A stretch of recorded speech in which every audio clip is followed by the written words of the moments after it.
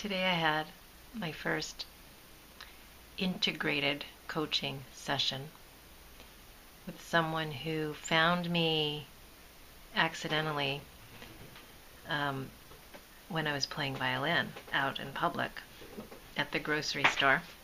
And she was moved to look me up and find out who I was, and kind of did the little dance on the web of my breadcrumbs and basically contacted me asking me for the dream combination of coaching that I've really always wanted but never thought anyone would ever want or think to combine. And she came to me asking for it. So it was a very special day for me. She saw that I was a performer, a coach, an artist, a writer, and all of these things, and she wanted to connect with me to awaken her own creativity in her work world, where she's called on to be creative in a business sense and has felt blocked. So it was really special to be able to bring everything to the table, not hiding anything, having all my sound toys out, my collage and art making stuff out, all my art surrounding me in my home studio, and to sit on my padded Thai massage floor with her and do Brima before our session, and then work with writing exercises and conscious language. So it was all there, and it was an amazing session with the transformations that happened. But what occurred to me, and this is big, is how profound it is when we realize that we can choose, and we have been choosing without being aware of it. And this is big for the physicians that I'm beginning to reach out to, because all of my life up to getting into medical school, and if I had continued on that path, was about being chosen. So my whole life was about arranging myself so that I could get chosen, because I was constantly applying to things, taking tests, being evaluated, etc. And I was always very aware of how people would perceive me relative to certain parameters that were sometimes well-defined, but most of the time not. So it was this game of chasing to be chosen. And it came up today during my conversation with this client that when we are hardworking, very responsible, tending toward perfectionist type people, we're very aware of other people's expectations, because that's how we arrange ourselves. We arrange our activities to please these people, some of whom are identifiable and their standards are nameable, but a lot of whom are not.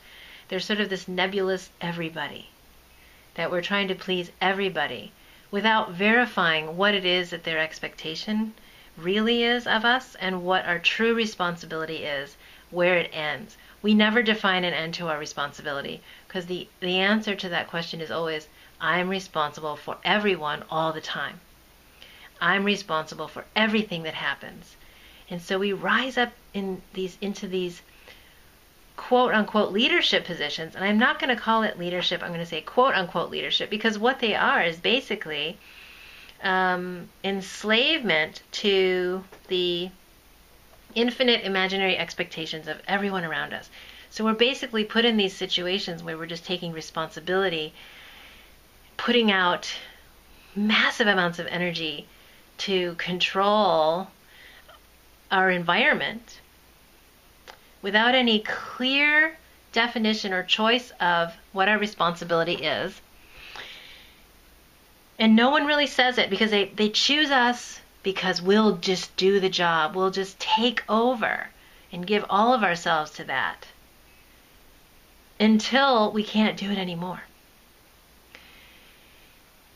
And that's burnout or blockage. Same thing. I think physician burnout is a form of artist block or creative block. So it's really vital to understand a brand new concept, which is, what do you choose? Because this world is constructed around have to, should, gotta, have to.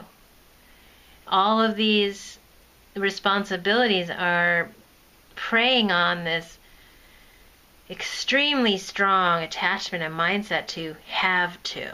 I have to do it. Okay, really? And even when I have these conversations with people, they'll often say, it's no one outside of me is saying I have to do it. I just feel I have to do it. I believe that I have to do it. So in fact, we've chosen the belief, they have chosen the belief, that they have to. And yet, they're not aware that they've chosen it. They just believe they have to. So they never question what comes after the have to. And they never look at that as something they created. They look at it as something that came down on them from somewhere else, from the realm of have to, because they can't even identify the person who told them. So it's this disembodied creation, which is really powerful, because what's really happening in these people is a disconnect between their creative source and who they really are, which is totally a sovereign being who can choose, and this illusion that they have to. So there's no one in the room saying that, and yet they're living in the box of have to.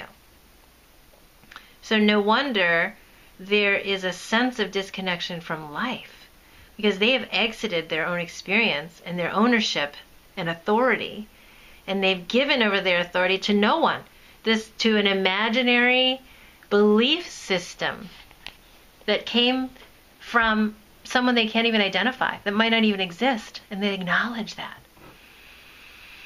So, choice is brand new, and I watched this really, really cool transformation happen in front of my eyes over the course of about 30 minutes, in front of my eyes, without saying anything directly about it, but just sort of revealing and asking and observing.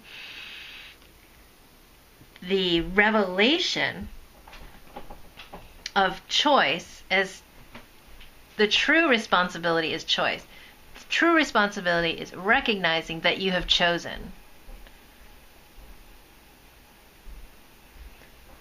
Even when you don't know right now that you have. You really have. You might have disconnected from the one who chose, but that one who chose is in you. And when you reconnect with it, that's the beauty of it. So there's a sadness and some anger around having disembodied from the one who chooses, and there's tremendous empowerment and joy and creative juice when that reconnection happens and the ownership of I choose happens again. So this is vital to reawakening the source, because of course we all have the creative source in us. We are that. We are the creative source. There's nothing to go and get outside of ourselves. But what is the reconnect that has to happen? And that it's choice. One piece of it is choice, but a vital piece of it is choice. And I saw that unfold today, and it was so exciting. And I just wanted to share and make a note of that as something that is absolutely essential to recover.